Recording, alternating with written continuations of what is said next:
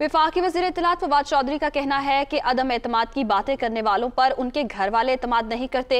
इमरान खान की हुकूमत को वफाक और पंजाब में भी कोई खतरा नहीं। जहांगीर तरीन पार्टी को कोई नुकसान नहीं पहुंचाएंगे। फवाद चौधरी पिंड दादन खान में मीडिया से गुफ्तगू कर रहे थे।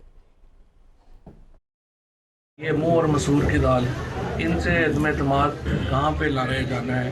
ये जो हमारे खिलाफ अदम एतमाद लाना चाह रहे हैं, इन पे तो उनके घर वाले भी एतमाद नहीं करते।